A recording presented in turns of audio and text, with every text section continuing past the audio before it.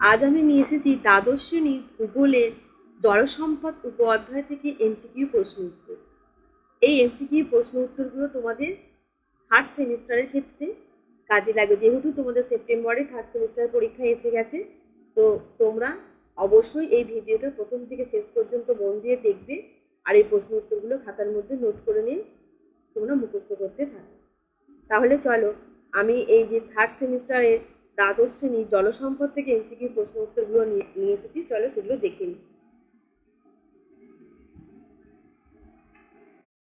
দেখো, পৃথিবীর উপরিভাগের যত শতাংশ স্থান জল দ্বারা আবৃত, এর উত্তর হবে 71%।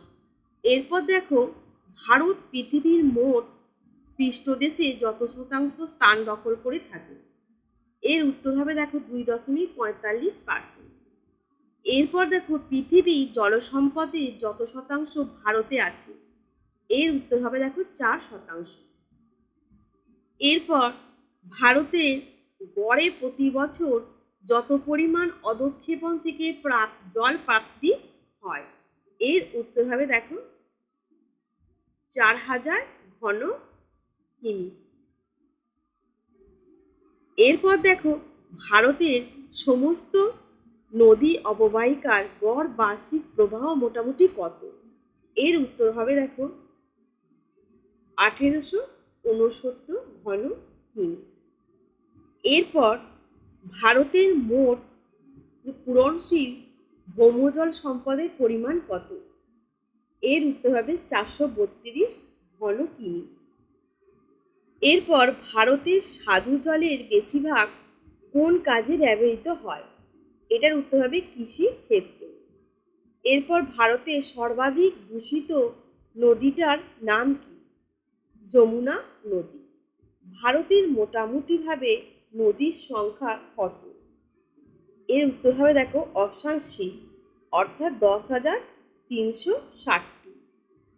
এরপর দেখো, ভারতের নদী অববাহিকাগুলির সম্মিলিত বার্ষিক গড় জলপ্রবাহের পরিমাণ কত, এর উত্তর হবে দেখো 1869 ঘন কিমি।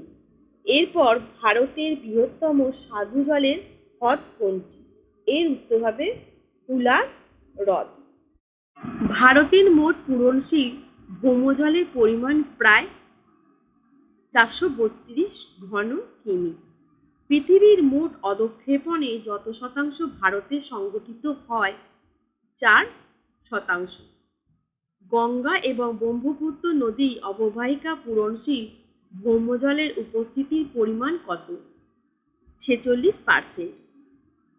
একটি আদর্শ জলবিভাজিকার আয়তন 20,000 বর্গকিমি অপেক্ষায় বেশি। এদের মধ্যে যেটি ভারত সরকার দ্বারা পরিচালিত জলবিভাজিকা ব্যবস্থাপনা নয়, সেটি হলো নিরুমিরু প্রকল্প। রালেগাঁও সিদ্ধ জলবিভাজিকা ব্যবস্থাপনা দ্বারা খরামুক্তি প্রাপ্ত ঘটেছে যে রাজ্যে, সেটি হলো অপশন বি, মহারাষ্ট্র রাজ্য। রেন ওয়াটার হারভেস্টিং যে রাজ্যে ভারতের শীর্ষ স্থানাধিকারী, সেটি হলো তামিলনাড়ু। জল ধরো এবং জল ভরো যে রাজ্যে জল সংরক্ষণের জন্য গৃহীত পরিকল্পনা, সেটি হলো পশ্চিমবঙ্গ।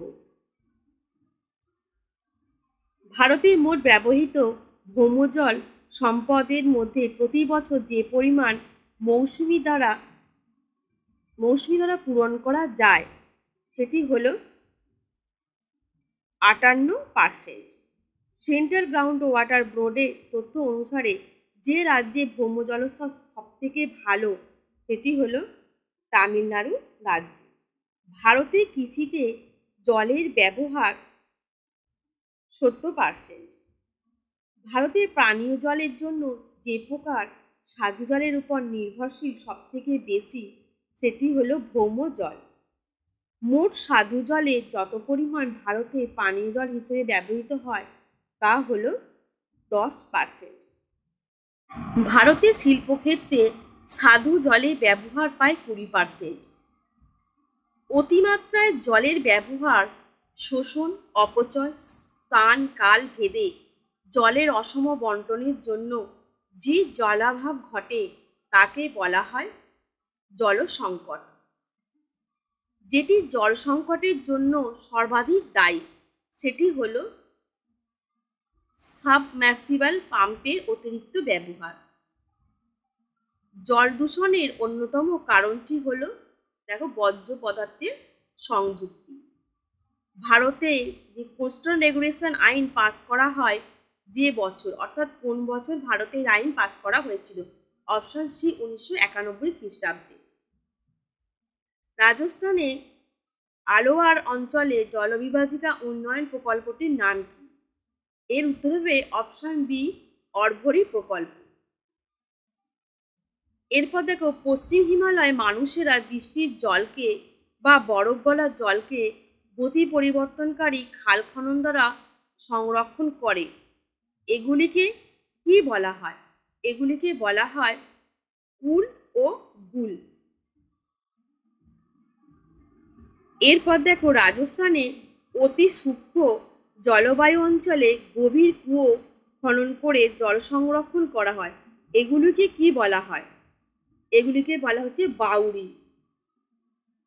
এরপর রাজস্থানের জয়সলমের বৃষ্টির জলকে এক জায়গায় ধরে রেখে মাটিকে আর্দ্র রাখা হয়। একে কি বলা হয়? একে বলা হচ্ছে খাদিম।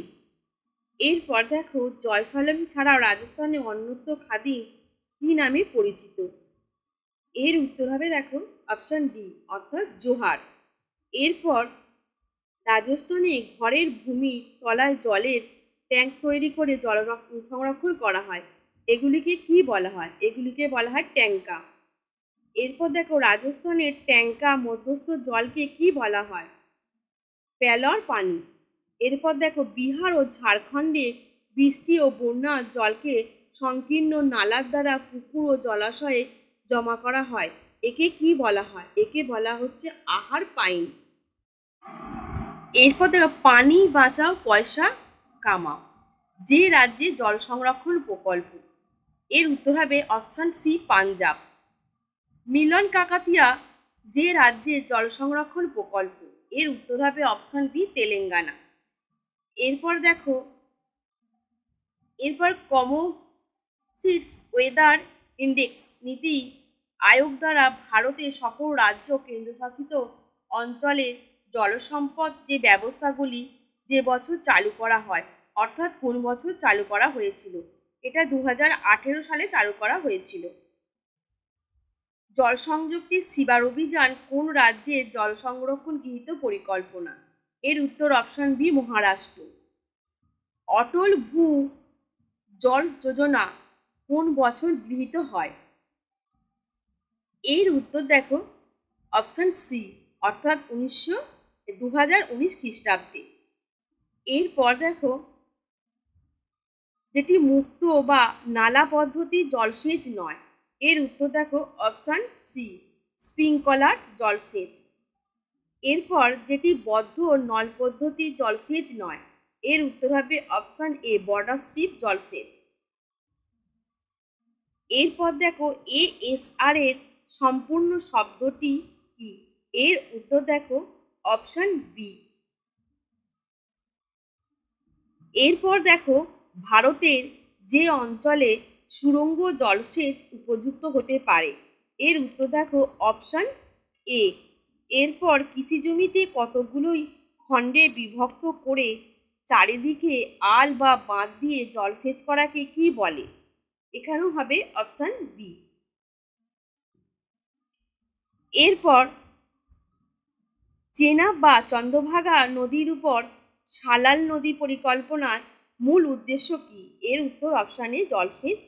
এরপর ভাগরা নাঙ্গাল বহুমুখী নদী পরিকল্পনাটি কোন নদীতে গড়ে ওঠে? এর উত্তরও অপশন বি অপশন এ অর্থাৎ শতদ্রু নদীতে। এরপর ময়ূরাক্ষী পরিকল্পনা কোন রাজ্যে গড়ে ওঠে? এর উত্তর অপশন সি অর্থাৎ পশ্চিমবঙ্গ।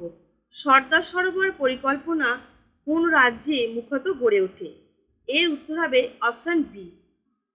এরপর যে নদী অববাহিকা সর্বনিম্ন ভৌমজলের ব্যবহার দেখা যায়, এখানে দেখো অপশন এ এর উত্তরটা হবে।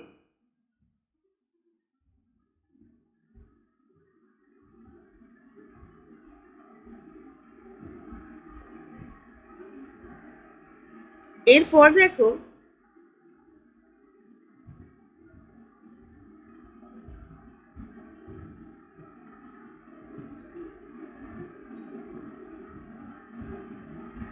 ভারতের ব্যবহারযোগ্য জলসম্পদের পরিমাণ কত? এর উত্তর হবে দেখো অপশন সি এরটা। এরপর ভারতের যে অংশে ভৌমজলের ব্যবহার সব থেকে বেশি? এর উত্তর অপশন এ। ভারতের বৃহত্তম নদী কোনটি? এর উত্তর অপশন এ। ভারতের দীর্ঘতম উপনদী কোনটি? এর উত্তর অপশন এ। এরপর ভারতে কোন রাজ্যে সব থেকে বেশি বৃষ্টিপাত হয়? এর উত্তর অপশন সি। এরপর ভারতের বৃহত্তম কৃত্রিম জলাশয় কোনটি? এর উত্তর হবে অপশন বি। এরপর দেখো কোন নদী দক্ষিণাংশে গঙ্গা নামে পরিচিত? কোন নদী দক্ষিণে গঙ্গা নামে পরিচিত? এর উত্তর হবে দেখো কাবেরী নদী। ভারতের কোন নদীকে সরো অফ বিহার বলা হয়? এর উত্তর হবে দেখো অপশন এ অর্থাৎ কৌশিকী। কোন হিমবাহ থেকে গঙ্গা নদীর উৎপত্তি হয়েছে? এর উত্তর হবে দেখো অপশন এ গঙ্গোত্রী হিমবাহ। ভারতের সবচেয়ে দীর্ঘ বাঁধ কোনটি? হীরাকুদ বাঁধ। ভারতের বৃহত্তম মিষ্টি জলের হ্রদ কোনটি? উলাক লেক। কোন নদী ভারত ও বাংলাদেশের মধ্যে জলবন্টন সংক্রান্ত ফারাক্কা চুক্তির সাথে সম্পর্কিত? এর উত্তর হচ্ছে গঙ্গা নদী। তাহলে বন্ধুরা, আজ আমি তোমাদের এই জলসম্পদ থেকে এমসিকিউ প্রশ্ন উত্তর নিয়ে আলোচনা করলাম। আশা করছি এগুলো তোমাদের তৃতীয় সেমিস্টারের ক্ষেত্রে কাজে আসবে। আবার তোমাদের সাথে দেখা হবে পরবর্তী বিষয় নিয়ে। আজকে এই পর্যন্তই, ধন্যবাদ।